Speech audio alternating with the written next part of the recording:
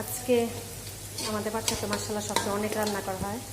আজকে কাটলুক আসে না, এই জন্য শুধু পটল, এই যে পটল ভাজতেছি, পটল ভেজে রুই মাছ ভেজে রান্না করব। পেঁয়াজ ভাজতে দিলাম, এখানে 1 চামচ রসুন দিলাম,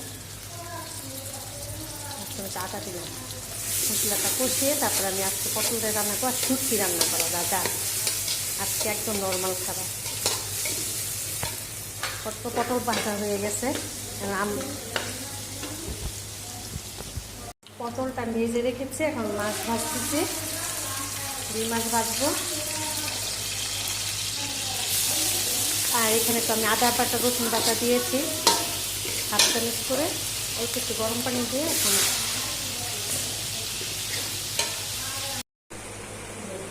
মশলা কষানো হয়ে গেছে। ভাজা রুই মাছগুলো দিয়ে দিলাম, তারপর আমি এখানে ভাজা পটলগুলো দিয়ে দিলাম, অল্প একটু গরম পানি দিব, শুধু ভাজাই তো, বেশি কষাতে হবে না।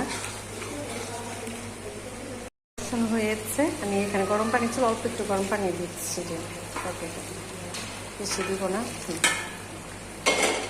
কষিয়ে গরম পানিটা দিলাম,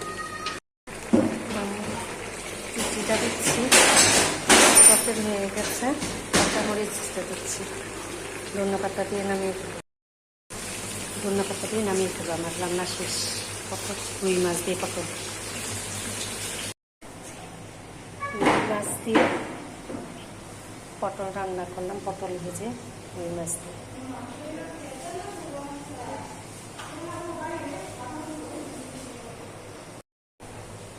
এই বেগুন দিয়ে, এখানে কাঁঠালি বিচি আছে, আলু আছে, রসুন দিয়ে শুটকি রান্না করবে। কাঁঠালি বিচি দিয়ে, এই যে আলু দিয়ে বেগুন দিয়ে এটা শুটকি রান্না করা।